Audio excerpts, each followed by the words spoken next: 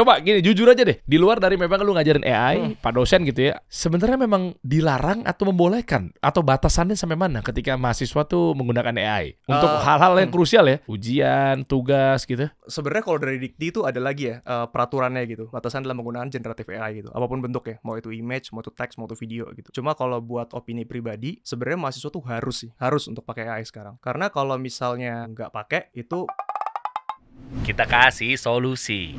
Argitendo. Ini keren banget loh bro. Gue ngeliat postingan lo yang ini ternyata sekarang AI bisa bikin dari awal sampai akhir ya. ya bisa dibilang gitu. Jadi bisa lu browsing sendiri. Browsing sendiri. Betul. Robotnya tuh bener-bener nyari tiket, klik, dapatin tiket. Benar. Sampai payment gateway.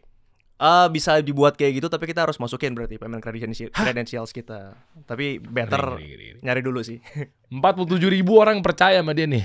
Nge-follow dia di Instagram apa segala macamnya. Ternyata makanya gue ngundang lo di sini, sekali klik tep jadi. Makin banyak yang nggak berguna ya di kantor gue berarti ya.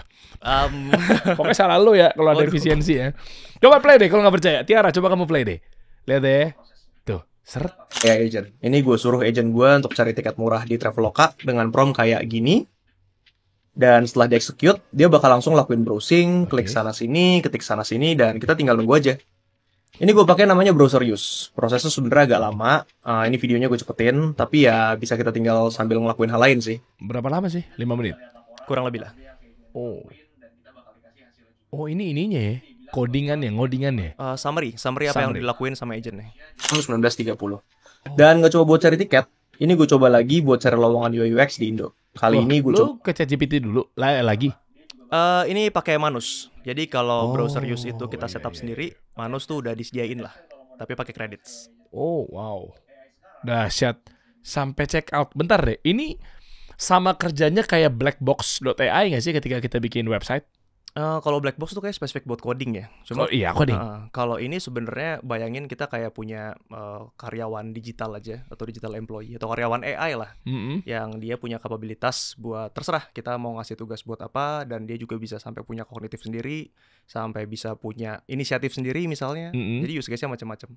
Misalnya use case buat nyari leads gitu, buat cold outreach.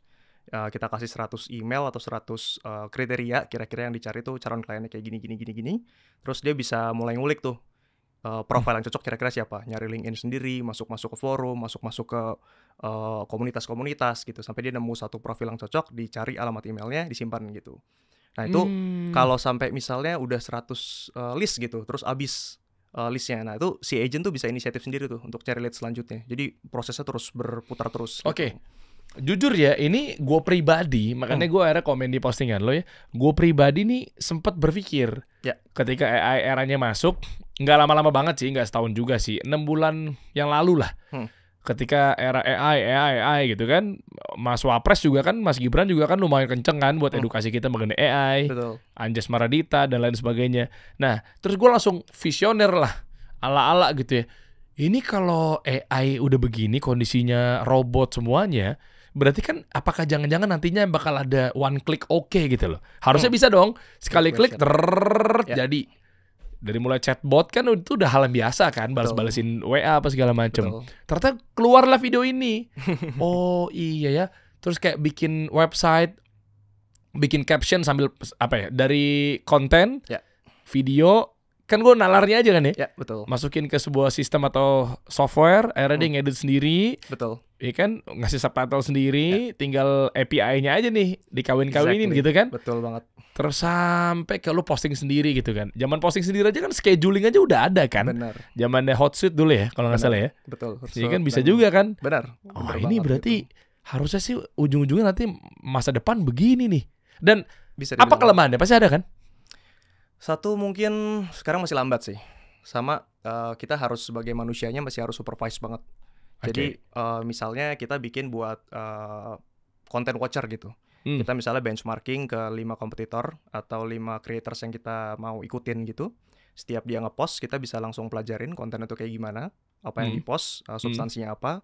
Terus bisa langsung replicate dengan angle sedikit lain. ChatGPT misalnya langsung ngeproses, videonya langsung jadi atau fotonya langsung dibikin, subtitle langsung ditaruh, langsung dipost. Itu bisa juga. Tapi kan somehow kita juga masih harus punya kontrol ya. Buat kayak quality checking dulu, apa emang udah sesuai atau belum gitu. Nah proses itunya sih kadang-kadang kalau dilepas ke agent 100% tuh masih harus dicek lagi sih mas. masih belum apa ya. Kalau gue pribadi masih belum 100% pede gitu. Sekarang ya, untuk sekarang. Gitu. Tapi ada nggak project yang udah lo jalanin? Memang monetize ya langsung ya. Kita nggak bahas senang-senangan doang. Oh iya bisa happy-happyan, oh keren gitu ya. Nggak cuma itu, gue langsung ngobrolnya tuh karena memang ini channel pengusaha gitu ya, penontonnya optimasi gitu ya. Ada nggak yang dia memang benar-benar menghasilkan uang? Terserah lah buat apalah, buat klien B2B atau buat lo jual lagi, jualan kelas, tapi lo bikin kelasnya e-booknya semuanya dari sistemnya langsung sampai akhir gitu. Pokoknya apapun bentuk yang penting uang masuk, ada. Kalau untuk bikin e-book tuh bisa. Jadi agentnya misalnya langsung ngulik sendiri kayak topik yang lagi hot di let's say 3 bulan terakhir atau prediksi 3 bulan ke depan. Dia ngulik sendiri topiknya, terus nge-research sendiri tentang isi-isinya, nulis sendiri PDF-nya, bikin lagi langsung e-booknya dan langsung nge-blast misalnya marketing campaign-nya, itu juga bisa kayak gitu. Cuma kalau terkait produk yang udah sebenarnya dijalanin, sebenarnya gue juga punya agensi mas namanya Infuse. Nah si agensi ini tuh kurang lebih sih bantuin bisnis untuk bikin AI agent sih, untuk bikin karyawan digitalnya mereka gitu. Jadi bayangin salah satu klien kita tuh sebenarnya brand fashion, dia tuh aktif customer-nya itu malah dari jam 10 malam. Padahal customer service-nya tuh udah selesai jam 6. Jadi banyak yang gak kebales, intentionnya turun, baru dibalas besok paginya udah males beli gitu. Akhirnya kita bikin sebenarnya dia sales assistant yang di WhatsApp. Jadi bisa langsung ditanya, langsung 24/7 langsung jawab, dan gak cuma jawab, tapi dia bisa upselling juga, bisa nge-handle komplain, bisa juga bahkan transaksi di situ. Jadi another channel sendiri, nggak usah ke website, nggak usah kemana, langsung purchase di situ juga. Keren. Gitu. Berarti lewat WA semuanya, funnelingnya semua? Betul. Di luar WA, landing page gitu? Bisa sih, cuma justru kita sebenarnya yang pengen coba itu bener-bener jadi main channel gitu. Karena kan sebenarnya semua trafficnya di sana kan. Jadi bukan kayak kan banyak ya, banyak kawan-kawan kita yang bikin begitu ya. Kalau di luar gue nggak tahu Rusia apa enggak, Darius Lukas gitu ya, atau bisnis bareng Bram gitu. Gue ketemu juga kemarin kreator-kreator hebat gitu ya. Yang gue lihat mereka juga punya 70 staff AI, ya kan. Lukas juga bikin begitu tuh ya kan. Benar. 70 AI employees kalau nggak salah. Jadi dia bikin 70 karyawan, ya kan, dalam bentuk custom GPT gitu kan. Ya kita dapat lah informasi-informasi begitu kan ya. Nah itu kan berarti tapi kan tetap harus masuk ke platformnya ChatGPT. Betul. Iya kan? Kalau lu lewat WA? Bisa dihidupkan di mana aja sih mas. Karyawan digital, bayangin kayak karyawan kita kasih laptop sama kita kasih internet gitu. Nah ini agent tuh kita kasih tools. Misalnya bisa browser, bisa akses lewat WhatsApp, bisa akses ke payment misalnya, jadi untuk ngecek mutasi udah masuk atau belum transferannya gitu. Jadi bayangin aja kayak satu entitas digital, karyawan digital yang emang kita kasih tools aja, macam-macam tools ya, bisa yang tadi itu. Tapi kayaknya kalau lebih UI friendly atau habit friendly kayaknya lewat WA ya. Betul, trafficnya masih paling banyak di situ sih mas. Berarti bisa lo convert dari ChatGPT ke WA? Bisa, ChatGPT itu bisa jadi otaknya. ChatGPT bisa jadi otaknya, jadi begitu ada chat masuk misalnya, chat itu langsung diproses ke ChatGPT, si ChatGPT mikir kayak, oh ini harus diapain nih chat ini nih, misalnya konteksnya adalah order gitu, berarti dia harus ngurangin stok di database, harus generate payment link, harus balikin lagi ke customer-nya gitu. Oke, berarti kan ujung-ujungnya harus prompting yang kuat ya? Betul, prompting itu segalanya sih. Jadi kan prompting dalam artian gini teman-teman, anggaplah gue punya bikin 99 AI staff. Wah, ya, ibaratnya begitu ya. Sama lah kayak kawan-kawan, ini bukan hal baru lah ya. Betul. 99 ini kan otaknya kan beda-beda. Ketika ada seorang leader punya satu perusahaan, punya 99 karyawan, si A. Betul. Si B juga sama 99 karyawan. Anggaplah industrinya sama. Nah, si A sama si B ini kan cara penerapan delegasi, ngepromptingnya ke karyawannya kan beda ya. Benar. Kayak di gua kan, gua ngeprom ke Tiara, gua ngeprom ke Aldan, gua ngeprom ke Rafli dan seterusnya kan, itu pasti beda-beda kan. Hasilnya pun juga beda-beda ya. Betul. Berarti kalau banyak yang dengan gaya-gaya kayak begitu untuk produk digital yang sifatnya adalah karyawan yang tadi lu bilang adalah sales atau asisten pribadi, misalnya. Ya kan misalnya ya. Berarti ini bukan ngerasa saingan tapi lebih kepada jago-jagoan prompting aja kita adu, karena leadershipnya gue, leadershipnya si A, si B beda-beda. Jawabannya pun yang kita tanya lewat WA juga beda juga hasilnya. Bisa dibilang. Jadi kalau di prompting itu kan sebenarnya ada yang namanya di AI sendiri ya, ada namanya garbage in, garbage out. Jadi kalau kita nanyanya salah atau instruksinya salah, ya hasilnya salah juga gitu. Iya. Atau kalau kita instruksinya kurang berkualitas, ya hasilnya kurang berkualitas juga. Iya. Jadi bener banget Mas Dir, yang penting itu promptingnya. Jadi ketika memang ada satu orang yang gaya leadershipnya atau gaya delegasinya itu udah proven, tinggal ditransfer aja ya dalam bentuk prompting, itu sebenarnya udah works gitu. Jadi memang si prompting ini jadi yang paling utama sih kalau sekarang. Kalau kita ngomong sama komputer tuh mesti programming, pakai JavaScript lah, pakai Python lah. Sekarang udah pakai bahasa manusia aja. Tapi dengan struktur yang emang harus jelas dan kayak kita ngeluarin isi kepala lah gitu. Ngedelegasiin. Soalnya gue banyak nemuin kawan-kawan ini kan jualan produk digital atau jualan kelas, jualan e-book gitu ya, kelas prompting. Iya. Kan banyak tuh kawan-kawan di link.id gitu ya. Ada satu platform gitu kan menurut gue oke banget tuh link.id.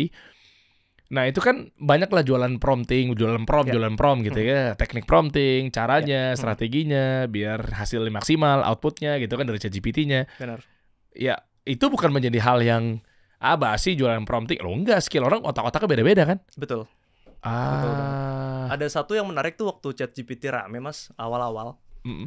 Orang-orang bilang kan kayak, wah AI gantiin semua orang nih. Dikirain AI yang bakal ganti pertama tuh yang hal repetitif gitu. Data input, terus akuntansi gitu. Ternyata malah copywriting waktu itu kan. Kayak wah semuanya bisa copywriting sekarang dong gitu. Copywriter mati dong gitu. Tapi justru waktu itu gue ngeliatnya sebaliknya. Copywriter tuh salah satu posisi yang paling diuntungin sama kehadiran ChatGPT. Karena? Untuk bisa ngeluarin isi kepala dengan baik dan benar. Dan bisa mendelegasikan tadi bahasa Mas Der dengan baik dan benar. Sehingga hasilnya itu juga optimal. Itu butuh skill. Nah, copywriter tuh udah punya ilmu dan experience sama hal itu gitu. Jadi oke lah kalau misalnya dia udah itu enak banget kalau untuk mulainya prompting. Gue tadi sebenarnya seperti biasa kalau dikasih solusi kan dibuka dengan kisah perjalanan dulunya siapa sekarang jadi gimana gitu ya biasa. Tapi nggak apa-apa karena memang gue pribadi udah sangat terkesima dengan AI zaman sekarang sampai sebegitunya. Sebelum kita lanjut mengenai apakah iya pengusaha juga harus menggunakan AI seutuhnya, terutama yang tadi gue soroti adalah mengenai simpelnya one click gitu udah kelar semuanya ya. Nanti kita bahas lanjutin lagi, tapi gue mau mundur sedikit adalah lu bisa sampai tahap ini karena memang lu adalah seorang dosen di Universitas Indonesia. Wih keren, Pak dosen. S2, S3? S2. Jurusan? S2. Jurusannya bisnis, nggak nyambung sama AI sebenarnya Mas. Ngapain ngurusin beginian robot? Ternyata doyan gue Mas. Doyan banget sama teknologi dari dulu gitu. Jadi bisnis manajemen? Yes betul, business management. S1. S1-nya cuma manajemen, S2-nya no. Ngajarin S1 atau? D4. D4. D4 jurusan produksi media. Media justru? Yes, jurusan produksi media. Jadi ngajarnya juga soal AI, gimana cara pakai AI di media, gimana cara pakai bikin augmented reality, virtual reality gitu. Nyambung lah ya harusnya. Lumayan, sama experience lumayan nyambung sih. Oke. Dan memang sekarang di UI juga udah atau kampus lah ya. Banyak dosen-dosen atau rektor juga akhirnya menyuruh kita untuk optimalin AI. Ya, betul. Sempat ada kayak semacam guideline atau groundbreaking rule lah ya, kayak mana yang boleh mana yang enggak gitu. Tapi secara umum sih harus di embrace. Contohnya gimana? Rulesnya gitu. Kayak ya kalau buat UAS ya janganlah gitu. Tapi ketika untuk bisa mempertajam hasil karya gitu, ya boleh dipakai gitu.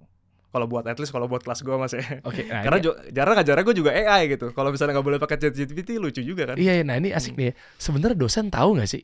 Kan lu seorang dosen nih. Dosen sebenarnya tahu nggak kalau mahasiswanya jawabannya pakai AI? Kalau dosennya pintar pasti tahu. Apanya tahu? Kan di luar dari ada tools yang bisa nutupin itu ya.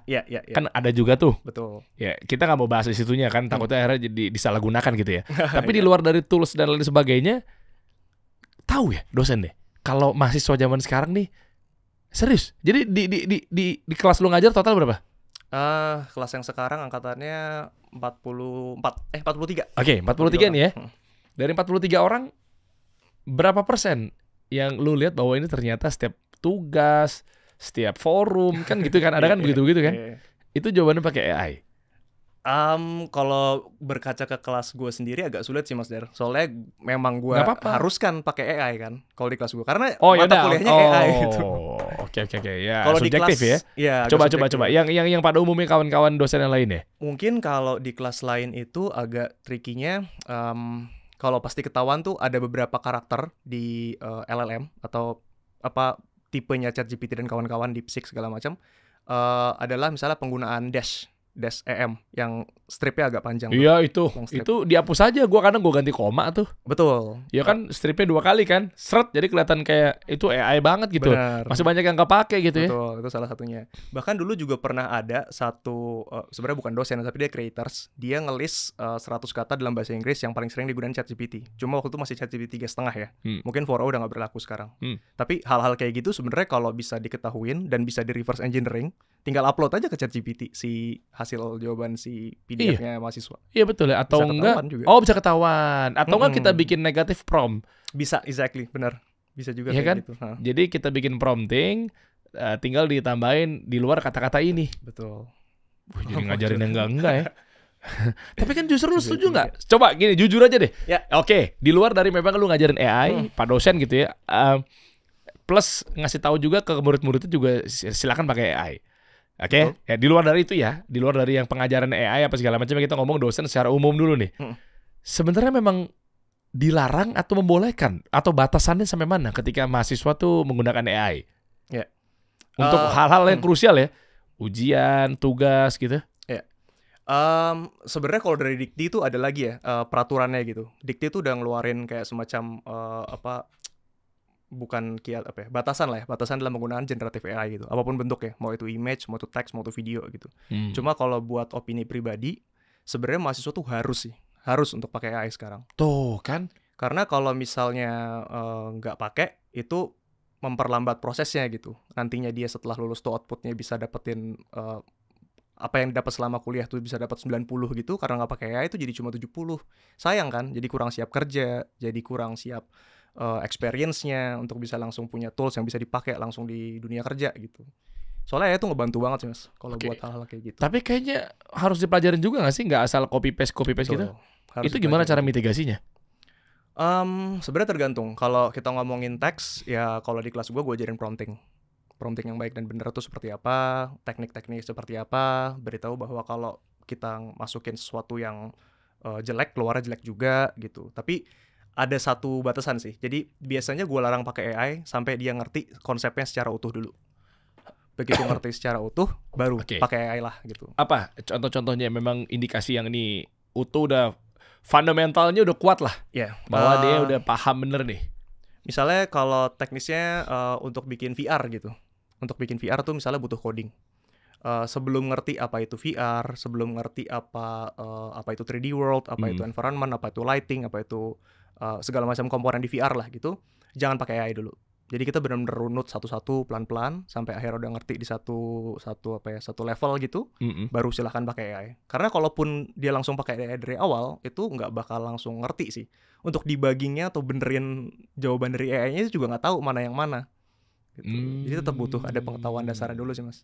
Oh iya, gitu. Itu yang jadi masalah ya. Betul. Itu tetap mesti di-grasp di otak kita sendiri sih. Pengetahuan dasarnya berapa persen? Apakah memang sangat mayoritas sehingga kayak waduh berat juga ya, atau memang ternyata yang penting cuma segini udah dapet, jadi maksudnya akhirnya jadi nggak jenuh juga eksplorasi AI-nya gitu loh. Ketika fundamental mulu 80% nih kayaknya nih pelajaran nih, nggak boleh itu lo harus ngerti begini gitu ya. Akhirnya ujung-ujungnya mereka mau pakai AI juga jenuh gitu loh. Betul. Capek atau cukup sebentar aja untuk ngemahamin fundamental. Biasanya sih gue 2 sesi lah. 2 sesi belajar aja dulu. Nggak berat lah ya. Nggak terlalu lama gitu. Yang penting nanti misalnya ada quiz buat ngetesnya apa pemahaman udah benar. Terus kalau udah benar ya udah langsung aja pakai AI. Apalagi buat coding gitu. Bisa langsung ini. Ini agak berat lagi nih. Jadi gini, terkait AI dan di sebuah negara ketika dijadikan ini sebagai satu pakem, sehingga Indonesia bisa ngejar ketertinggalan dibanding negara-negara yang sudah lebih maju dibanding Indonesia. Di Amerika atau Cina atau dan lain sebagainya, terkait penggunaan AI, mau rakyatnya, mau mahasiswanya atau apapun itu, mereka sebenarnya lebih dulu apa enggak sih mengenai AI ini? Kalau ngomongin tren jauh sih Mas, jauh banget kalau ngomongin Cina sama Amerika itu udah produsen gitu. Kita model satu pun aja belum punya. Model yang buatan kita sendiri. Semua model yang kita bikin tuh masih fine tuning. Setahu saya ya, mungkin ada di luar sana yang masih belum terekspos yang udah jadi bikin model sendiri gitu. Tapi kalau kita emang late adopter aja sih, sayangnya gitu. Jadi masih belum jadi produsen kalau dalam AI, tapi masih memang I don't know, 3-5 tahun lagi agent AI atau digital employee itu mungkin baru kayak oh iya semua orang paham ini maksudnya apa, semua orang akhirnya pakai gitu. Tapi belum untuk sekarang sebenarnya. Berarti bisa dibilang kalau sekarang demand-nya atau marketnya kecil dong. Kayak apapun itu bentuk AI ya. Misalnya kayak tadi lu bilang lu punya agency, Infuse ini kan. Nah, agency terus misalnya orang mau pakai buat ChatGPT kelas prompting. Digital product, PDF, e-book, ya apapun lah yang ada hubungannya sama AI. Sekarang gue ketemu banyak lah beberapa gitu ya. Yang ujung-ujungnya dimonetisasikan buat konsumen. Betul. Yang ada hubungannya sama AI. Bukan jualan baju pakai AI, strateginya akhirnya yang dia konsum kan baju, bukan itu. Betul. Yang gue bahas adalah tentang apapun bentuk jualannya yang ujung-ujungnya adalah AI. Kayak tadi misalnya, satu, lu sendiri alamin. Lu punya produk, lu punya agency yang memang ngurusinnya jualan gimana caranya lu punya perusahaan lu atau bisnis lu adalah pakai AI. Staffnya. Kan kita mikir ya, aduh belajar lagi nih, aduh gue gaptek nih, dan seterusnya. Ya kan kayak sebagaimana waktu Uber awal-awal di Indonesia kan, mungkin orang biasanya nyetopin taksi pinggir jalan. Nah tapi sekarang harus begini, dia nggak mampu perang lawan Gojek dan Grab, tumbang pulang kampung meskipun sempat diakuisisi sama Grab ya anyway ya. Yang kayak gitu-gitu kan. Nah kan ada pepatah bilang too early justru berbahaya. Betul. Friendster. Ya kan, dulu apa lagi tuh Telkomnet instan 089894 kali sampai apal gue tuh, anak milenial tahu tuh pas itu. Iya enggak ya? Apa perlu gue kasih nada nih? 08. Iya kan? Nah, itu kan ya apapun lah, too early kan agak berbahaya gitu ya. Betul. Menurut lu gimana? Tentang di mana si AI, berapa persen sih? Kayak tadi lu bilang lu mau monetize nyari B2B, orang pakai WA menjadi asisten pribadi. Kalau di gue misalnya yang resisten, ngapain gue pakai pegawai aja? Gue juga gaptek, gue belajar AI. Betul. Masih ada harapan? Apa seperti apa? Itu pertanyaan bagus banget sih Mas. Gue setuju banget kalau untuk early adopters itu challenge-nya lebih banyak dan itu early belum tentu bagus gitu. Kalau terkait kan di adoption kategori kan udah dijelasin tuh. Betul. Ya kan gimana caranya innovator sampai early majority apa tuh? Bener, early majority kan? Sampai ke laggards gitu. Betul, ya. Gila.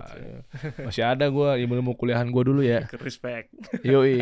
Itu gimana tuh?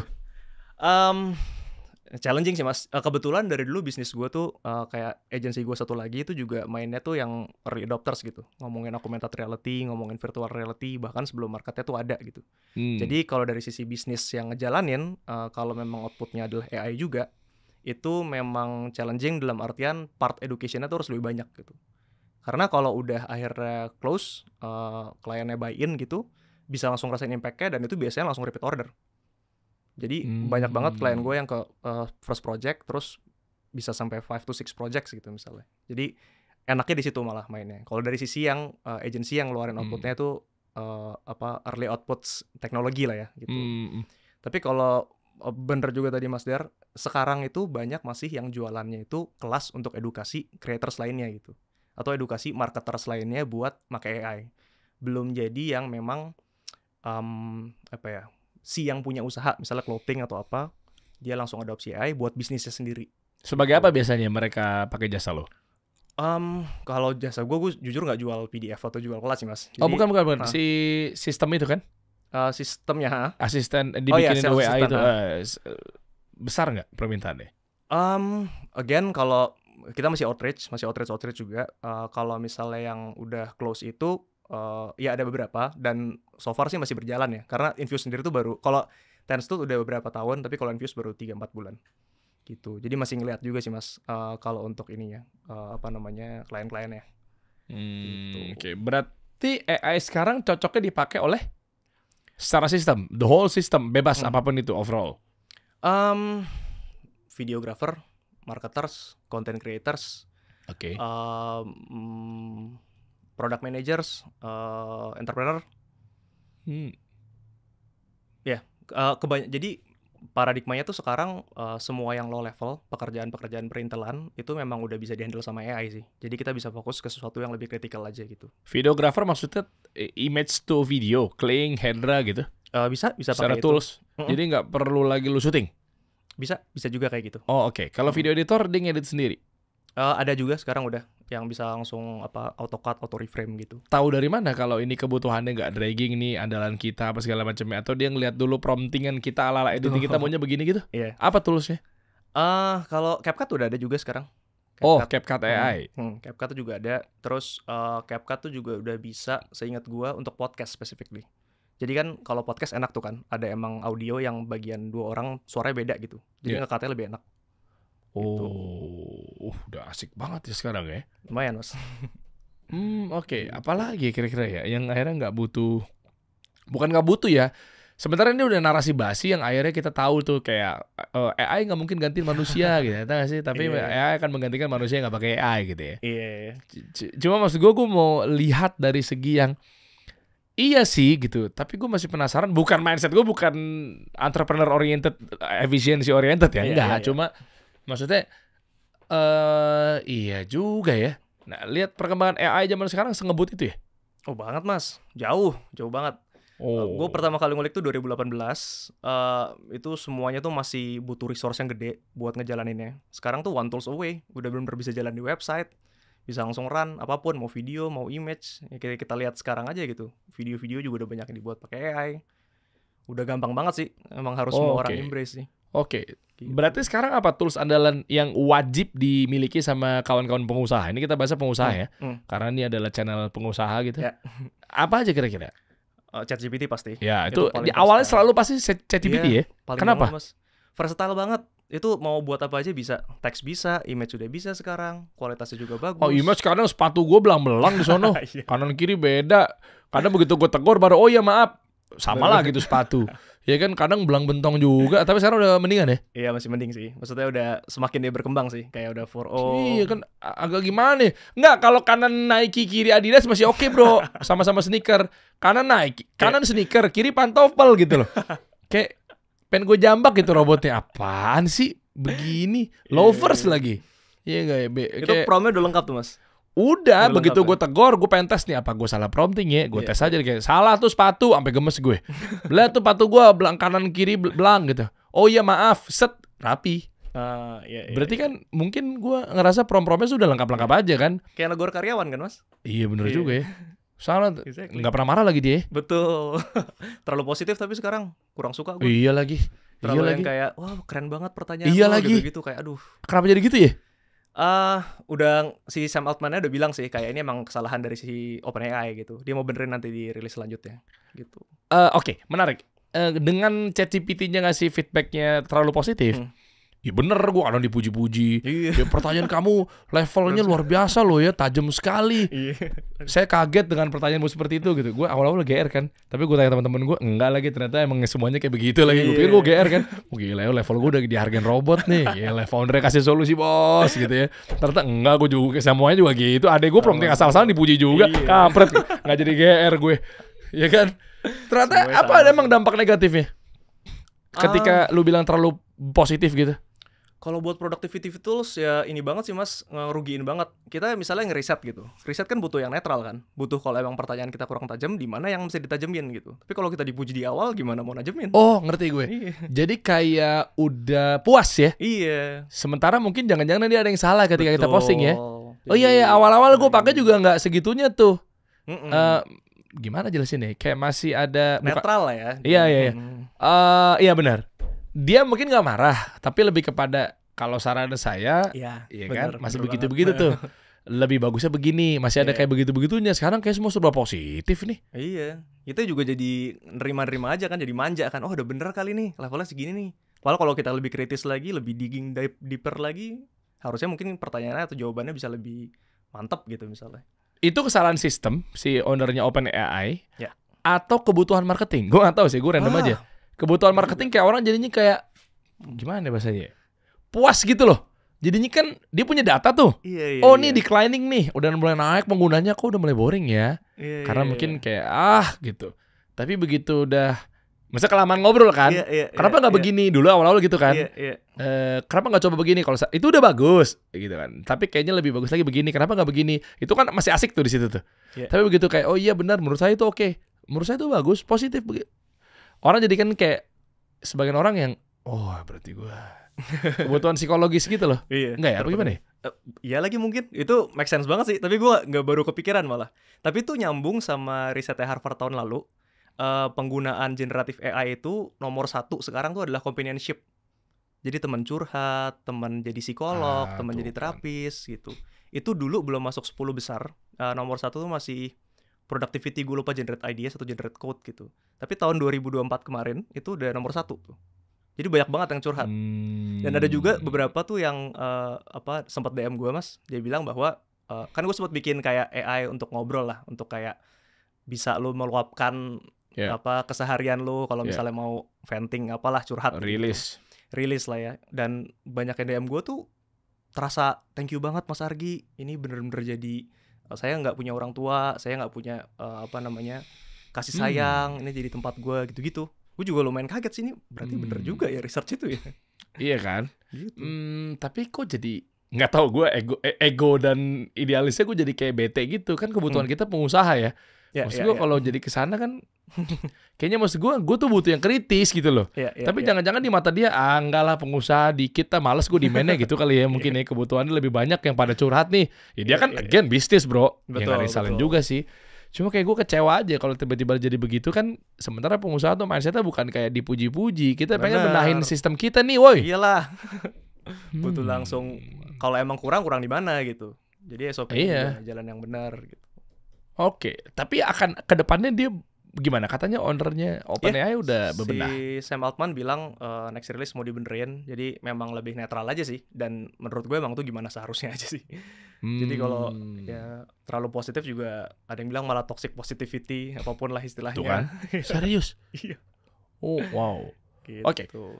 Untuk pengusaha optimasinya apa lagi ya? Dari one click tadi. Kita balik bentar ke yang sekali klik udah nyusun semuanya ya. Apakah semuanya bisa digituin? Atau memang ada beberapa, gue nggak ngerti istilah IT-nya atau apa ya? Kayak hanya beberapa industri atau hanya beberapa kategori. Kalau dibuat begini nggak bisa gitu. Yang robot ini udah sejauh, udah sepintar gitulah pokoknya.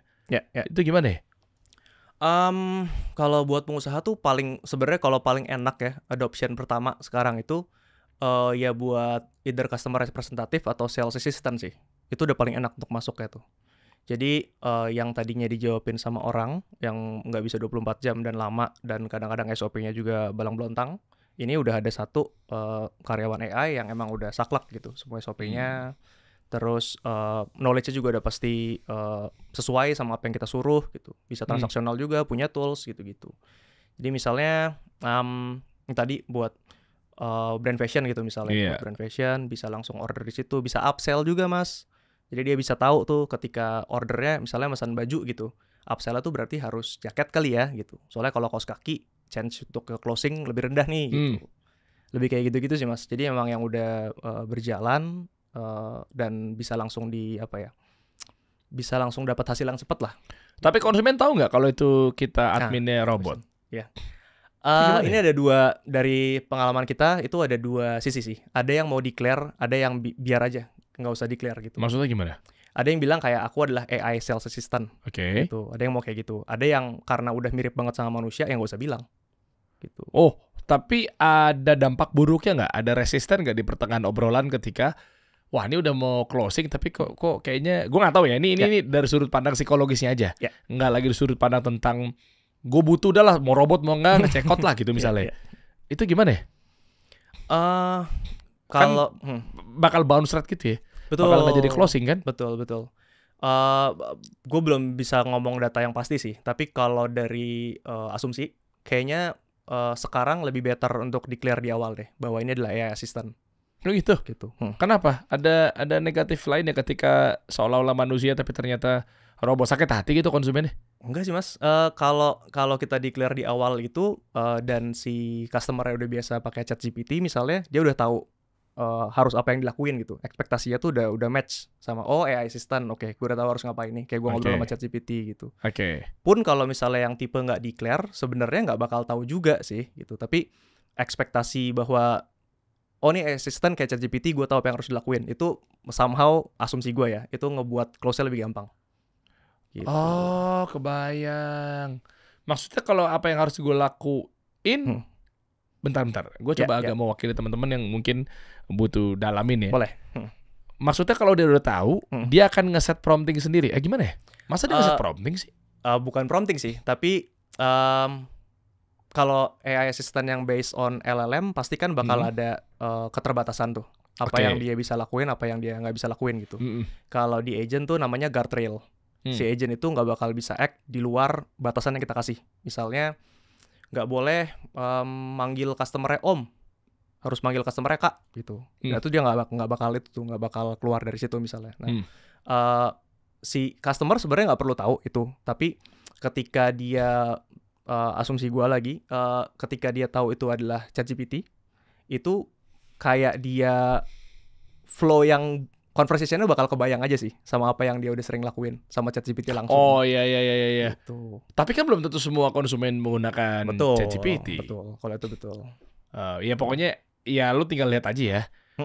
Decide aja, putuskan aja dari dua ini kira-kira mana yang memang representatif dari audiens lo ya. Betul, kira-kira kayak gitu. Lalu kalau mau ininya mas, mau mana? Ini? Coba dulu, boleh dong. Ini yang bikinan lo? Ini bikinan Infuse. Misalnya. Coba. Iya. Ini sebenarnya salah satu project kita sih. Jadi memang kalau kita bikin ini AI Sales Assistant dan dia channel-nya di WhatsApp, bisa langsung jawabin pertanyaan customer 24/7. Dia bisa langsung transaksi juga di sini, bisa langsung upsell gitu. Jadi misalnya gue di sini ya kayak, halo saya mau cari baju buat pesta besok malam. Ada. Dan dia juga bisa kayak multi chat gitu. Jadi ceritanya lo lagi ngechat ke admin toko baju nih? Betul, tapi ini AI. Oke, dan ini lo temuinnya misalnya linknya ada di bio. Betul. Ya kan, ada di marketplace. Ya, abis lu nanya-nanya kan ke dia kan. Oke, ini toko bajunya, oke lu chat terus. Tuh, terus dia bakal diproses, terus dia misalnya bakal mikir dulu. Berapa lama? Mikir. Nah, ini juga menarik mas. Jadi gue sengaja bikin nih human like. Kalau misalnya dia chatbot banget atau AI banget, dia tuh instant responsnya. Ini tuh ada typingnya dulu, pelan dulu, nunjukin typing, nunjukin read dulu gitu. Ini kan pisau bermata dua ya. Orang lebih suka yang langsung, tapi kan nggak, kan katanya slow respon itu kan musibah tuh. Iya. Ya kan di mata konsumen kan, alah ramah loh gitu kan. Tapi kalau agak begini, tapi iya nggak terlalu slow apa gimana sih? Nggak slow kan, instan sebenarnya gitu. Instan tapi memang tunggu dulu gitu. Nggak bisa disetting? Sebenarnya bisa sih gitu, tapi emang gue settingnya tuh beneran human like sih, jadi lebih apa ya? Lebih humanis aja. Iya. Nah misalnya dia respon kayak gini, langsung bilang kayak punya pilihan baju pesta dan langsung dikasih image-nya juga gitu. Jadi katalognya langsung in chat, langsung diberitahu harganya berapa, stock availability-nya yang mana gitu. Wow. Anggaplah misalnya gue langsung mau yang beli yang kedua gitu ya. Dia ngecek ya. Jadi lu konekin ke POS lu atau apalah. Betul. Dia langsung ngecek stoknya ada atau enggak. Terus misalnya stoknya dia ada multiple tokonya di mana, ngitungin ongkir juga nanti kalau gue udah nulis ke alamatnya gitu. Jadi dia nge-proses dulu, nanti sampai udah jadi misalnya gue masukin alamat, dia ngitung ongkir segala macam, paymentnya juga nanti langsung di sini juga gitu. Jadi udah nggak usah keluar dari channelnya. Ngeri. Loh, kalau orang pengen validasi ke marketplace-nya gimana? Kan paymentnya kan lu giring di WA, berarti transfer manual? Enggak, misalnya pakai payment gateway.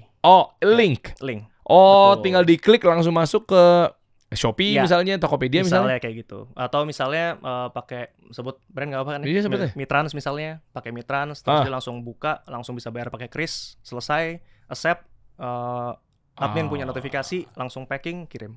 Atau kayak Berdu ya? Ada Berdu, duitku apalah. Ya mungkin kayak gitu-gitu kali. Iya. Wow.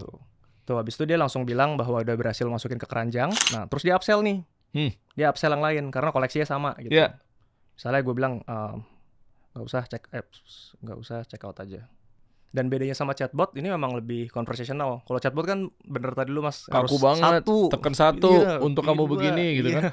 Tekan 1 untuk kamu mau dapetin perubahan, tekan 2 untuk kamu mau mendapatkan makan bergizi gratis gitu kan. Tekan 3 nggak tahu kayaknya kemana orangnya gitu kan. Aku pilih 2 aja deh karena aku pengen makan bergizi gratis, karena aku ingin memperbaiki giziku gitu. Kalau gue gitu kan. Siap. Ribet banget kayaknya, lama gitu. Bener. Loh. Enak juga ya. Ini layanan yang lu punya. Betul.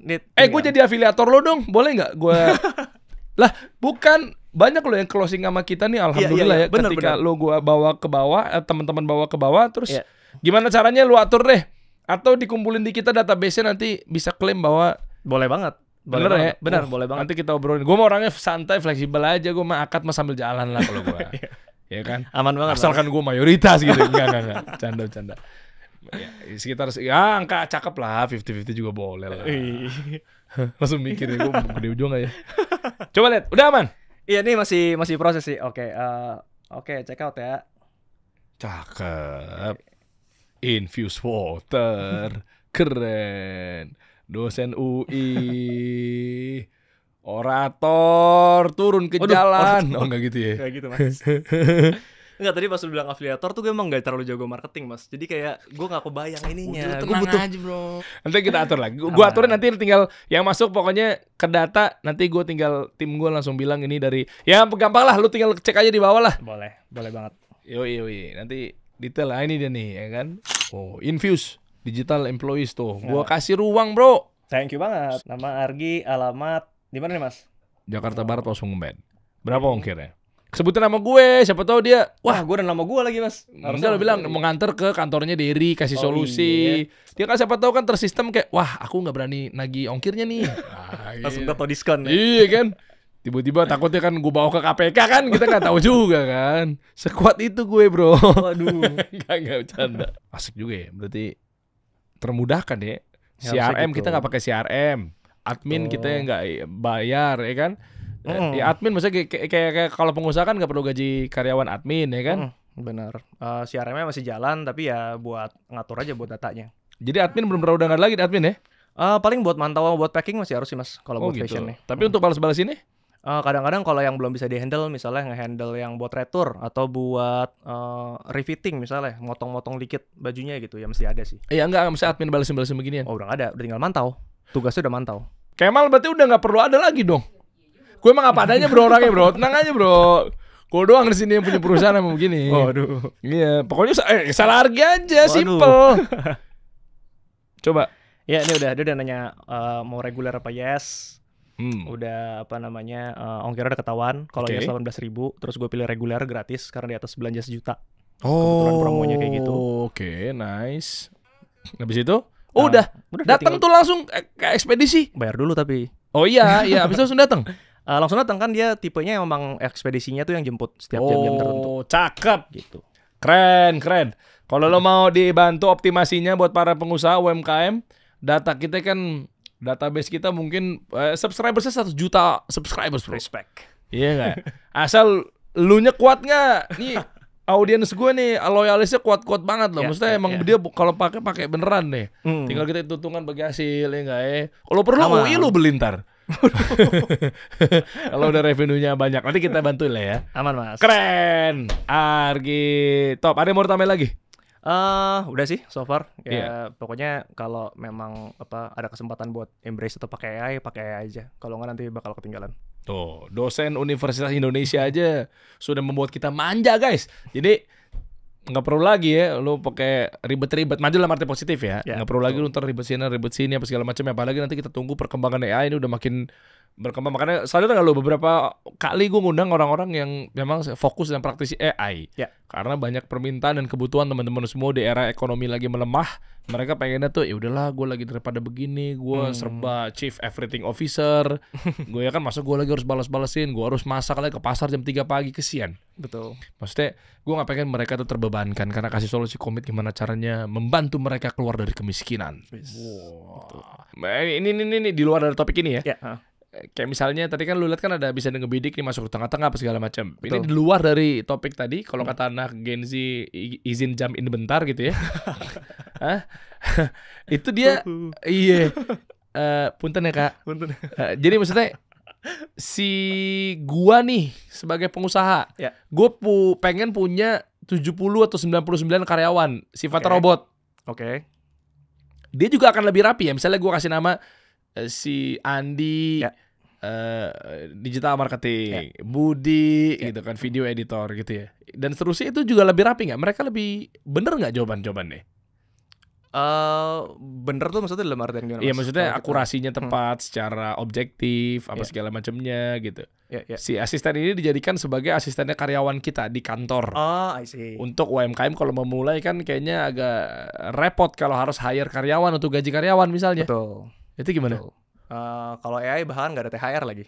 Iya. Bisa langsung tuh. Dia nggak pernah izin sakit lah gitu. Nggak ada sakit. Dia nggak minta gaji bulanan gitu. Terus? Lebih ya. Jadi salah satu yang kita temuin juga lebih gampang dicerna tuh emang ketika si karyawan AI ini dikasih nama. Iya. Jadi kita nyebutnya AI agent awalnya. Terus kita coba ngobrol sama beberapa prospek atau leads gitu. Susah banget Mas untuk nangkepnya gitu. Apa sih maksudnya AI agents tuh gitu. Sampai akhirnya ya udah deh kita coba namain aja gitu. Misalnya yang kayak si satu brand fashion tadi kita namain Ayu karena brandnya tuh lumayan etnik, lumayan kayak budaya gitu. Jadi kita namain Ayu. Itu lebih enak ternyata ditangkepnya. Jadi ketika kita ngomong sama leads berikutnya tuh ngomongnya kayak coba kayak si Ayu tapi buat kayak gini gitu. Jadi emang buat UMKM itu lebih nangkep emang ada sosok orangnya gitu. Ada karyawannya. Kita juga bisa langsung nyuruh dia buat konten, nyuruh dia ngitung, nyuruh dia input data misalnya gitu-gitu. Berarti kalau punya 90 karyawan, berarti 90-nya atau 50 karyawan itu 50-50-nya di prompting satu persatu? Betul. Wow. Di prompting satu-satu. Tergantung tugasnya apa, mau disuruh apa, batasannya apa, dikasih tools apa. Satu misalnya bisa ngeliatin kompetitor, lagi ngupdate post apa. Satu misalnya bisa ngeliatin stok, kurang apa. Satu misalnya bisa prediksi nanti udah mau lebaran ya butuh order material duluan gitu. Oke, berarti tuh gimana yang ngepromnya ya? Ya, tergantung siapa yang delegasikannya. Betul. Asik juga ya. Apa gue bikin aja kali ya teman-teman ya? Gue bikin satu produk yang akhirnya bisa dipakai sama teman-teman pengusaha UMKM. Kalau lo mau tahu isi otak gue bagaimana caranya gue mempraktekkan menjadi atau praktisi gitu ya di dunia branding marketing selama 20 tahun. Kan gue dari tahun 2005 udah masuk ruang siaran tuh. Sekarang 2025 20 tahun nih. Ya kan gue praktekin apa segala macamnya, semua bentuk revisian. Anak-anak ini kan pasti pada kena semua revisian nih. Di kantor tuh pokoknya bahasanya mungkin bahasa kasar terkenal lah. Nggak mungkin penawaran pertama akan di-approve sama seorang Diriansa gitu ya. Harus itu Mas. Pasti kena revisi. Nah itu kan ada kayak begitu-begituannya tuh. Nah itu gue tuang aja, mau nggak? Lu beli tools isi kepala gue. Jadi lu taruh tuh di bisnis lu, di dagangan lu, tanpa lu harus punya 99 karyawan misalnya. Bisa nggak sih kayak gitu? Bisa banget. Berarti gue prompt satu persatu ya? Nggak usah. Lu bikin aja dari versi AI Mas. Jadi lu bikin cloning lu. Oh, oke. Cloning lu. Bisa custom GPT segampang itu. Tapi lu masukin semua knowledge lu di custom GPT tersebut. Atau kalau mau lebih tapi kan ada beda-beda. Itu juga bagus sih, gue sendirian gitu ya. Tapi kan secara psikologis mindsetnya kan kalau ada orang keuangan, orang iya, betul. Bisa dibikin kayak gitu. Jadi insight lu soal keuangan selama 20 tahun itu lu bikin satu entitas AI sendiri. Knowledge lu marketing, entitas AI sendiri gitu. Berapa tuh kalau dijual tuh? Saya langsung cuan aja otaknya. Siapa tahu kita bisa kolaborasi kan, kita nggak tahu. Iya kan, tinggal bagi hasil kan pasti kan, insya Allah kan lu langsung rekeningnya nolnya keluar ATM. Waduh, lu biar bawah. Ya, lu eksploitasi dirian saja. Gila pede banget gue ya. Berapa kira-kira kalau kayak gitu? Enggak, jangan lihat gue deh, secara umum dulu deh. Itu gimana sih sistemnya berarti ya? Mereka langganan deh. Kalau buat customer tuh bisa ada 2 sih sekarang langganannya. Bisa either per bulan, jadi monthly subscription, atau per token usage. Banyak yang nanya gitu. Semakin banyak nanya, semakin banyak jawaban ya, semakin limitnya berkurang gitu. Lewat ChatGPT atau apa? Lewat WA?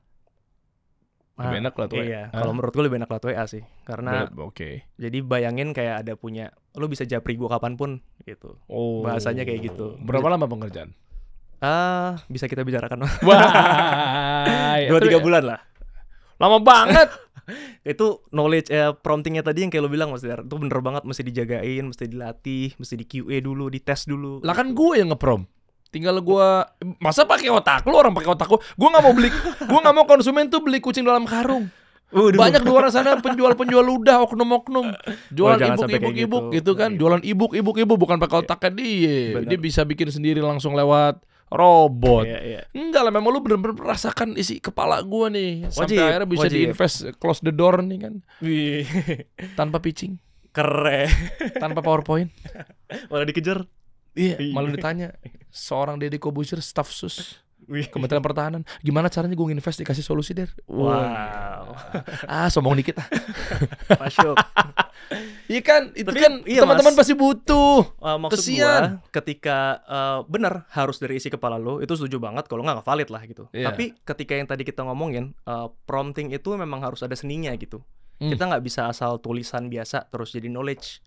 Tapi misalnya harus misalnya dibagi lagi gitu. Dari 100 halaman tulisan misalnya 20 halaman kita sekat, ini adalah bagian marketing. 20 halaman kita sekat lagi, ini adalah contohnya Jadi ada proses enhancement-nya lagi sih Mas buat si knowledge AI-nya ini gitu. Oh, oke. Part itu tuh yang harus dites, apa emang belum lagi kita ngomongin halusinasi gitu. Itu sering banget halu. Iya lagi. Sering banget yang ngasih fakta yang sebenarnya kalau kita cek apaan dah nih. Iya, itu juga harus dimitigasi hal-hal kayak gitu sih. Yang mesti dijagain dulu. Boleh aja tuh ya, nanti kan maksudnya teman-teman jadi bisa dapat manfaatnya gitu loh. Ya. Nih kan kita buktikan, lu katanya punya agency, ya kan? Kalau bisa jadinya tadi pagi. Khas agency banget tuh. Iya kan. Kalau bisa tadi pagi. Ya kan, ya tapi nanti kita ukur lah. Kalau memang mau tuh harga-harga berapa tuh bro kira-kira keluar sebegitunya? Kalau memang misalnya ntar ada nih, ini kan postingan lifetime nih. Lu coba cek deh, di bawah ada deskripsi tuh. Dicek deskripsi atau mungkin lu postingan yang ketemu di sosial media, lu cek aja formatnya di bawah di caption. Kalau ada arahan lu untuk dipanggil buat melakukan aksi komen, aksi ngetik format, apapun itu bentuknya tuh di deskripsi di YouTube, berarti produknya udah ada. Sistem kebut semalam, Roro Jonggrang. Berarti udah ada tuh. Gue nggak ada lagi Mas. Gue kayak kurang jago marketing sih. Apanya? Gue tuh for free aja semuanya. PDF gue for free. Gue share knowledge aja.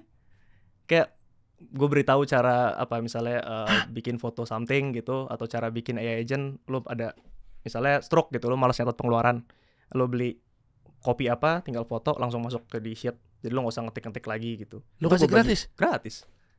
Gue emang kurang jago marketing ya. Dasar. On sekali Anda. Tapi kan gue berharapnya ke leads ke agency. Tapi bagus. Oh iya, lu convert buat ke agency kan. Lu kasih gratis, lu pancingan kan. Harapannya begitu. Iya, ya nggak salah juga sih. Lu mau berbaik hati sedekah. Cuma kan ilmu juga ada harganya. Betul. Makanya gue sering kadang-kadang, sebulan segini. Kalau yang beli kelas, beli PDF gitu. Tuh, ya kan. Beda aja gue kayak, bisa tuh ternyata ya gitu. Seorang ustadz aja kalau bikin kajian yang berbayar aja boleh kok. Wah, pinggir jurang nih. Lagi rame Tepi. Boleh. Masa ada yang bilang katanya jual agama? Harus dihargain ustadz itu. Mahal ilmunya kan. Waktunya, tenaganya. Bener. Ya kan? Anda juga punya sekolah kan? Tutup sekolahnya kalau begitu. Suruh bayar juga sekolah. Damai, santai. Pinggir jurang tipis-tipis. Sekarang berarti kalau teman-teman misalnya mau lihat, coba lihat postingan lu yang lagi rame apa sih bro? Kemarin tuh isunya apa ya? Yaitu kalau kemarin tuh sempat yang mungkin bawa sedikit boleh? Boleh, apa tuh? Isu-isu apa sih yang untuk membantu teman-teman semua dari sisi AI? Kalau yang paling banyak sekarang dan lagi rame banget ditanyain DM gue ya agent browser tadi sih Mas. Pada pengen banget kayak bisa nggak sih kalau misalnya pakai agent tuh buat cari tiket termurah? Yeah. Atau kadang yang pakai kripto tuh banyak yang nge-DM gue juga, kan sering ada drop coin kan yang kayak apa sih istilahnya, gue kurang tahu kripto lah. Duluan untuk bisa dapetin akses apa gitu. Nah tuh pengen pakai si browser AI itu. Berarti browser ini kita bahas yang alasan gue juga ngundang lo ini kan karena memang ada browser AI yang sekali klik langsung bisa pesan tiket gitu ya, tanpa nyari-nyari apa segala macamnya. Gue ngelihat ada monetisasi lain sih bro, yaitu dipakai untuk mengerjakan sesuatu. Kalau di gue ya, maksudnya nggak harus konsumtif dibuat beli tiket, buat jajan, buat marketplace gitu-gitu ya, nggak melulu ke situ. Tapi gue ngeliatin kayaknya nih rupa-rupanya bisa dibikin untuk ngedit video, ya nggak sih? Kalau gue lebih kepada produktivitas. Ya. Kebayang ya? Kebayang. Berarti bisa juga tuh ya browser? Bisa. Sebenarnya bukan browser sih. Jadi kan otaknya tuh namanya AI agent kan. Karyawan AI-nya ini kan sebenarnya. Browser tuh toolsnya lah. Nah, si karyawan AI ini bisa kita kasih tools lain, namanya tuh MCP atau API-nya AI lah. Model Context Protocol namanya. Nah ini bisa nyambungnya ke banyak banget nih mas. Misalnya ke Blender buat bikin 3D sendiri. Jadi misalnya kita mau jualan produk 3D, produk digital gitu. Satu model bola lah atau mobil atau apa gitu. Kita bikin 3D-nya, langsung ditaruh di marketplace, langsung bisa beli 3D modelnya, dan itu jalan terus tuh. Kita suruh AI agent-nya dari nyari ide kreatifnya, konsepnya, bikin sendiri di Blendernya, dia modeling sendiri tuh, bentuk bola, bentuk mobil, bentuk apa. Langsung ekspor sendiri, taruh di marketplace. Dia naruh juga? Bisa juga, kalau API-nya dibuka ya. Itu mahal toolsnya apa gimana sih? Ini masalah skill atau masalah budget?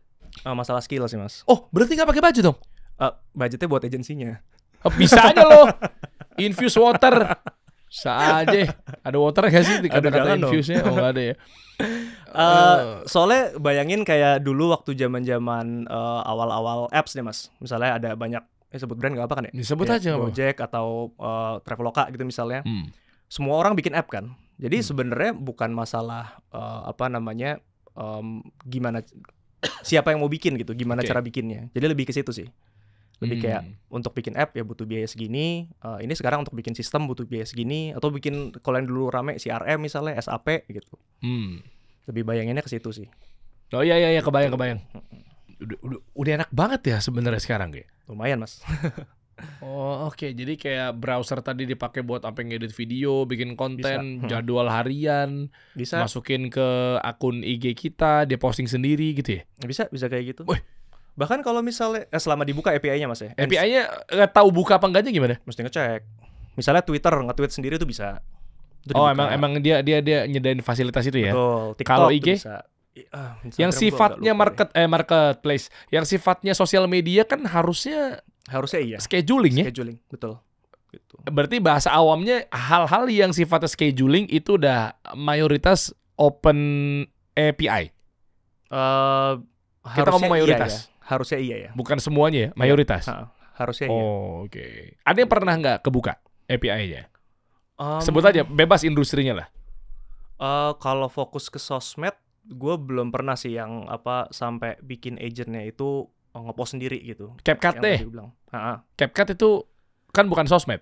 CapCut gue belum pernah sih kalau untuk ngedit video sendiri di CapCut ya. Yang AI agentnya tuh ngedit sendiri. Yang masukin ngedit sendiri, export, render, langsung posting. Belum tahu gue mas, API-nya kebuka atau enggak. Tapi yang bisa pakai MCP misalnya itu Figma buat bikin UI UX gitu. Tahu Figma. Traveloka juga itu kebuka ya? Traveloka enggak, Traveloka pakai browser. Jadi bayangin kayak ada orang buka laptop, dia gerak-gerakin si mouse-nya sendiri, klik sendiri. Oh, bedanya di situ. Gitu. Betul. Sebentar ini biar nggak salah persepsi nih. Jadi ada dua ya. Ada yang pakai browser, ada yang tadi satu lagi apa? MCP. MCP tuh kayak API. Bayangin kayak pintu tempat kita nerima informasi lah gitu. Tapi kan dua-duanya sama aja, enggak ya? Beda. Kalau browser tuh emang ada simulator gitu loh, Mas. Simulator kayak kita ada orang TeamViewer. Kurang lebih TeamViewer. Berarti kalau TeamViewer aplikasi yang buat mirroring, exactly. Ya kan? Gua nggak ngerti cara ngefixin ngebuka ini, gua tolong lu, gua kasih kode TeamViewer-nya, habis itu lu ngoperate laptop gua dari rumah lu. Ya, betul. Kayak begitu ya nanti akan tampilannya ya? Kayak gitu. Jadi misalnya Instagram nggak kebuka API-nya nih, gitu. Kita bisa pakai browser. Jadi dia ngeklik sendiri. Login sendiri misalnya atau udah login dia langsung ngeklik tombol plus buat buka post baru, masukin image atau fotonya atau videonya. Berarti bisa semua kan? Kalau ngomonginnya browser AI bisa semua dong. Sebenarnya sih itu aja ya. Kalau API kan yang tadi ya kayak masuk ke WA, balasin dari DM orang, gitu-gitu ya. Betul, kayak gitu. Tapi oke-oke aja browsernya. Lebih lambat sih mas. Lebih lambat. Selama bukan daripada lu mikir sendiri. Betul. Lebih lambat lagi. Iya gak sih? Bikin caption, bikin apa gitu. Bisa nggak? Gue mau posting sesuatu, berarti gue pakai 5 tools AI. Gue coba random aja simulasinya ya. Seolah-olah nih si browser ini akan gerak sendiri. Itu kita prompt ya? Kita suruh ya? Kita suruh. Oke lah, disuruh kan? Betul. Kata-kata gimana? Kayak misalnya gue sebut ada 5 tools di sini karena kebutuhan produktivitas gue. Yeah. Ada ChatGPT. Yeah. Gue urutannya sih ntar lu atur aja ya. Yeah. ChatGPT, CapCut, Canva, atau CapCut atau Canva dulu atau CapCut dulu terserah. Ya image to video lah, Kling, Hedra, atau apapun lah misalnya. Instagram ya, TikTok. Buat ngepost ya. Iya. Gimana tuh? Promnya misalnya, jadi prom agent itu biasanya kita tuntun mas, namanya chain of thought. Jadi kayak step 1 lu mesti kayak gini dulu ya, step 2-nya lu kayak gini, step 3-nya lu dan seterusnya gitu. Nah, misalnya step 1-nya buka ChatGPT, cari konten yang lagi rame selama 3 bulan terakhir. Nah, terus konten yang lagi rame selama 3 bulan terakhir bisa kita enhance lagi dengan cara kita cari langsung di Instagramnya. Browsing di Instagram, cari 5 kreator sini yang udah kita kasih benchmark misalnya, mana postingan paling rame. Postingannya itu misalnya Reels, di-convert dari video ke teks. Nah, jadi kita tahu tuh kira-kira skripnya kayak gimana. Nah, berdasarkan skrip itu kita bikin yang baru dengan angle yang sedikit beda gitu misalnya. Misalnya ngomongin 5 tools AI yang paling dipakai selama 2025 gitu misalnya.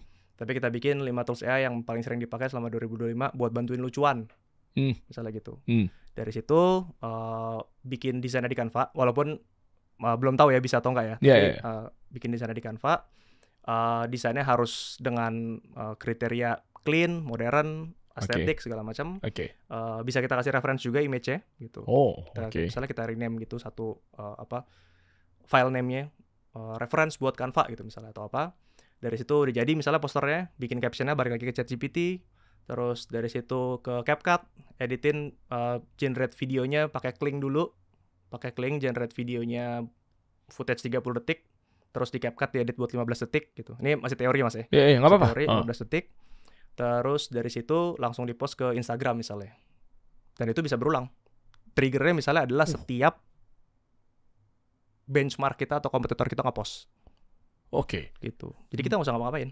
Berarti gitu. Dengan pola lo yang bisa dari awal itu di prompting itu udah bisa? Bisa jalan terus itu. Bener-bener kayak orang aja mas. Lah, toolsnya cuma menggunakan satu doang, ChatGPT atau ada tools yang lain? Toolsnya bisa bermacam tadi, misalnya si ChatGPT, si Kling, si CapCut kalau buka, Canva. Iya, begitu lu enter, kayak komputer lu kayak ke-hack gitu. Iya, si komputernya ini tuh hidup di server. Nah iya, maksudnya layanan apa yang akhirnya lu tawarkan atau mungkin kawan-kawan yang expert di bidangnya? Kok masa sekali klik di ChatGPT langsung tiba-tiba kayak komputer kita kena TeamViewer gitu, gitu, enggak? Analoginya tuh kayak ada laptop yang kita hidupin terus di cloud, di server gitu. Itu peran lu? Itu perannya, gitu. Pokoknya dia jalan terus lah. Ada satu AI sistem yang hidup, sistem yang hidup itu di server. Setiap ada dia ngedetect si kompetitor atau ngepost, dia bisa langsung cek, ngeliat, terus ya udah ngejalanin tuh workflow automation-nya. Itu bikinan lu atau memang lu pun juga pakai vendor, third party misalnya? Bikin sendiri.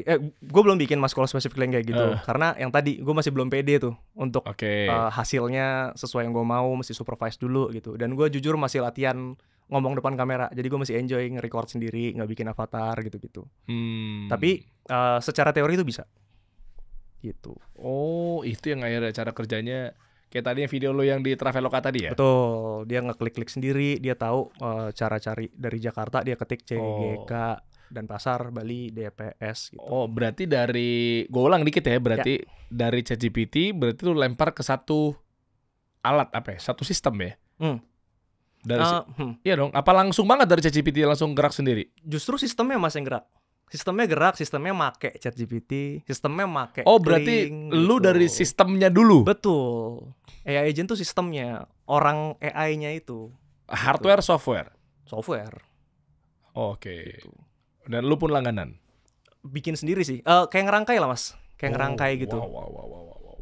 Kayak ngerangkai, dia bisa pakai tools apa. Nantinya bakal ada nggak satu tools yang memang kayak begitu? Kayak sistem ChatGPT? Apa jangan-jangan OpenAI akan begitu? Baru pengen bilang.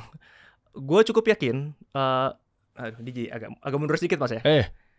AI itu ada 3 fase katanya. Jadi yang sekarang ada tuh namanya ANI atau ANI. Jadi Artificial Narrow Intelligence, AI yang bisa untuk specific task. Lu cuma bisa buat generate text, lu cuma bisa buat generate video, generate gambar gitu. Meskipun multimodal ya, bisa buat masukin macam-macam model. Tapi ya udah segitu aja gitu. Dia nggak punya intuisi, nggak punya kognitif, nggak punya inisiatif gitu. Nah, itu tuh bilangnya sekarang tuh masih di fase itu. Yang nantinya selanjutnya itu ada namanya AGI atau Artificial General Intelligence. Nah, ini sebenarnya nih yang menurut gue sugar coating, kayak AI nggak akan ngegantiin manusia yang pakai AI yang menggantikan manusia itu udah habis sih, udah ternyata bener-bener AI. Bener AI ya menurut ngeri banget. Dan itu menurut gue bakal terjadi di GPT-5 menurut gue ya, sesuai tebakan. Dikit lagi dong. Dikit lagi, exactly. Sekarang udah 4.5. 4.5 ya, udah 4.5 sekarang. Itu yang ChatGPT Plus apa Pro? Gue yang Plus, yang Pro mahal banget. Gue yang Plus juga kalau nggak salah. Itu cara gantinya bukan masih 4 ini bro, 4.5 seinget gue Mas. Wait, gue coba cek lagi ya. 4, gue nggak perhatiin lagi. Iya gue Plus juga sih. Iya bener 4.5 Mas. Tuh. Di mana sih cara ngeceknya? Yang di modelnya lu tap. Yang di apa? Di ChatGPT-nya lu tap. ChatGPT-nya, ini gue masuk ChatGPT. Ini kan? Oh, nggak tahu ya. Mungkin gue dapat research preview kali ya. More models. Oh iya nih, more models. Diklik lagi. Ya, itu. Gue tinggal pakai ini harusnya nih. Jadi setiap model tuh ada. Iya, gue research preview. Ya, betul. Berarti gue ke situ aja. Kalau mau apa nih? Kalau mau AGI? Enggak. Apapun lah. Buat bikin caption, bikin hook, judul misalnya. Oh, oke. Kalau apa cukup di 4O? Apa? 4O udah cukup sih Mas menurut gue. Kalau 4.5 tuh lebih research yang mendalam gitu, mungkin medis atau jurnal ilmiah mungkin. Tapi bikin caption pakai itu kan bisa juga. Bisa. Lebih canggih apa lebih nggak canggih? Apa biasanya? Kadang-kadang kedalaman juga hasilnya nggak terlalu ini juga Mas. Kedalaman tuh nggak perlu ke sana. Iya, menurut gue 4O udah cukup sih untuk saat ini ya. Gitu. Gitu. Nah balik lagi tadi si AGI itu feeling gue sih, karena si Sam Altman juga ngomong gitu kan, GPT-5 tuh bakal merubah segalanya gitu-gitulah dia bilang. Bentar lagi ya. Itu AGI sih. Nah ada satu lagi tuh ASI. Terakhir Artificial Super Intelligence. Nah itu udah pure hypothetical tuh, Terminator dan kawan-kawan. Kalau yang si AGI kan masih teoritis kan, masih bisa dibuktiin tapi belum ada gitu. Oke, bahasa sederhananya dari 3 fase tadi. Kalau tadi kan bahasa yang beratnya nih. Betul. Mungkin teman-teman juga sulit mencerna. Oke. Hal-hal apa yang akhirnya menjadi, ya betul, ada yang menganggap ini positif, ini pro kontra lah. Ada yang menganggap ini adalah pro dengan kabar gembira hadirnya, lahirnya robot-robot ini. Tapi di sisi lain pasti kan ada yang kontra. Begitupun sebaliknya kan, ada yang menganggap ini kontra, tapi di sisi lain ada yang pro. Nah, boleh lu jabarin dengan bahasa sederhana nggak dari 3 fase tadi? Fase pertama, yang sekarang nih, maksudnya besok, lusa. Nah, itu bahasa sederhananya dengan tanpa kata-kata yang tadi 4, 5, 6, AGI, general apalah itu gimana ya? Yang sekarang nih, yang sekarang bisa ngapain, besok ngapain, lusa bakal ngapain? Yang sekarang kita mesti beritahu AI-nya untuk ngapain. Iya. Yang besok atau AGI, AI-nya bisa tahu mesti ngapain sebelum diberitahu. Wow. Lusa? Yang lusa, waduh nih hipotesis Mas, gue juga nggak tahu. Iya. Sci-fi banget lah. Ya nggak apa-apa. Tapi yang versi lu aja yang udah lu dalamin. Udah punya so-called perasaan sendiri, mungkin gue nggak tahu juga sih. Terus gimana caranya? Kita kan harus prompting tetap kan? Itu udah hipotetikal banget sih Mas. Gue bahkan nggak tahu bentuknya bakal gimana si ASI ini. Asal mikir tek gitu langsung jadi. Mungkin ya nggak? Hah? Dari mana itu dia tahu? Dari chip yang disuntikan vaksin ke tubuh kita. Itu udah beyond lah. Gue udah nggak tahu lah kalau ASI. Halo, apa kabar Bill Gates? Apa kabar Bill Gates? Sorry. Dari mana dia tahu? Nggak tahu gue Mas. Kalau yang ASI itu benar-benar pure hipotesis. Bentukannya juga masih belum tahu sih bentukannya. Tapi asumsinya tuh adalah dia hipotesis yang bayangin film kayak Terminator. Yang tahu lagi Terminator. Ya begitu-begitulah. Gue kejauhan sih itu. Gue fokusnya AGI aja nih. Ini aja udah bakal ngerubah banyak banget hal gitu. Tiara, kondisi sudah berubah. Maksudnya, ya kalau memang nantinya akan ada pemecatan karyawan, segala macamnya. Dia yang otak. Saya cuma penikmat AI. Masih bisa sih, minimal ikut bareng sama saya, siapapun lah. bantu pekerjaan-pekerjaan di luar dari peran yang sekarang? Ya. Bisa dong. Bisa banget. Susah juga ya. Sekarang Kan gue bisa ngoperate sendiri. itu dia. Ngapain gue pakai tim? Jadi kan lu sempat nanya Mas, apa yang paling kebantu sekarang kalau pakai AI kan? Salah satu entrepreneur. Itu enak banget. Bahkan sekarang tuh ya kalau kita balik ke fase sekarang itu ada pekerjaan yang tergantikan kan, yang bilangnya ada pekerjaan baru yang menggantikan tipe pekerjaan lama. Kemarin gue bisa ngobrol sama temen gue yang di PH, dia bilang sekarang dia nyarinya itu prompt artist, bukan lagi visual edit, VFX, CGI gitu. Apa sih maksudnya? Nggak paham gue. Jadi kalau dulu bikin iklan kan efek-efek visualnya tuh misalnya iklan minuman gitu, ada tahu, ada bulir-bulirnya. Ya bulir-bulirnya itu kan semua pakai post editing tuh. Ya After Effect lah, ya apalah di Adobe edit tuh. Gitulah. Nah, sekarang PH tuh nyarinya kebanyakan prompt artist katanya. Gitu. Prompt artist tuh adalah yang bikin kayak gitu juga, tapi pakai AI. Oh, berarti prompter. Betul. Berarti apa ya? Skill dan atau jurusannya? Copywriter? Sebenarnya masih ngerti visual ya, karena lu ngepromnya pun harus ada spesifik keyword tertentu gitu. Kamera angle dari sini ke sini, nama kamera angle-nya apa atau kamera movement-nya apa kan juga cuma si orang visual yang tahu. Iya. Makanya sebutannya prompt artist tuh. Udah lagi nggak post production house atau apa, tapi nyari prompt artist yang emang bisa tinggal prompt aja jadi hasil visual effect gitu. Berarti dari OpenAI nanti? Kebanyakan setahu gue pakai Kling sih, pakai One AI, terus kalau ngomongin tools ya, kalau ngomongin tools ya video editing lah, Sora mungkin atau Google View. Enggak ya, oke itu iya. Tapi yang bener-bener one click oke itu nanti sumbernya otaknya biang keroknya tuh OpenAI. Menurut gue OpenAI. Oh dari situ ya? Menurut gue ya. Kalau tapi kan text to video juga Kling juga punya. Betul. Tapi belum one click kan. Kita masih jelasin dulu kan ininya. Tapi kalau di upgrade tetap OpenAI yang lu lihat. Oke, as a founder deh, background story-nya itu OpenAI. Yang akhirnya nih kayaknya dobrakan breakthrough gitu. Dia. Iya lagi. Agak berbahaya dia. Kalau ngomongin kayak image generation, kan sebelum dia kemarin tuh yang Ghibli style rame, semua orang bikin pakai Ghibli. Dia kan punya model namanya DALL-E kan. Itu kualitasnya jelek banget, Mas. Mau bikin gambar situ kacau lah, jelek banget. Yang naik tuh Midjourney, terus Flux gitu-gitu. Tapi OpenAI tuh kayak diem aja sampai dia keluarin satu kapabilitas image generation tuh langsung gede banget levelnya. Maksudnya bagus banget lah gitu. Jadi tuh dia kayak tipenya gitu tuh, mendingan diem dulu, mantau yang lain dulu lagi bikin apa gitu. Tapi sekali bikin langsung bagus gitu-gitu. Tapi sepatu kadang belang-belang sih kanan kirinya sih.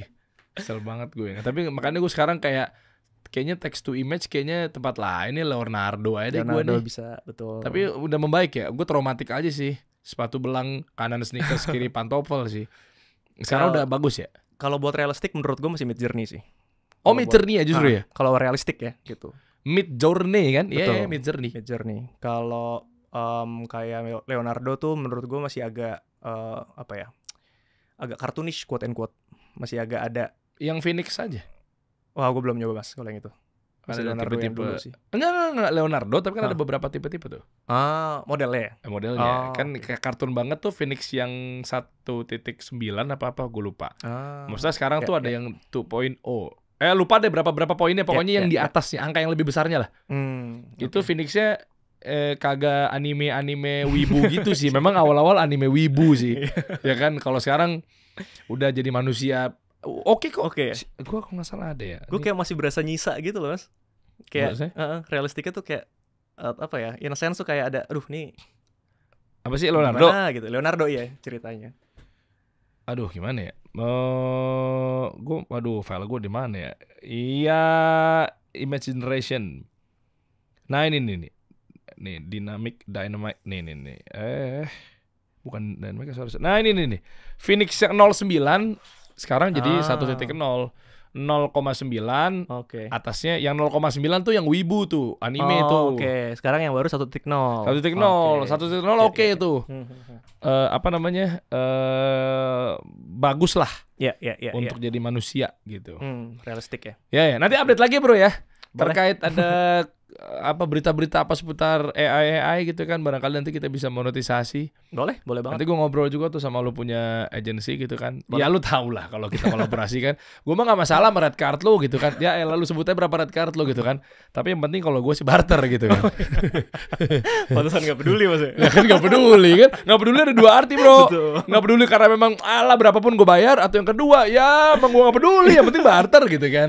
Ya bisa lah ya kan. Duduk di sini 150 juta lo bro. Gua promosin infuse lu. Waduh. Nggak perlu bayar lu bro. Ya kan? Berarti abis ini lu keluar awas aja lu. Nggak salaman sama gua akad. Gila pemaksaan deh. Thank you bro ya. Aman banget. Siap. Kita kasih solusi.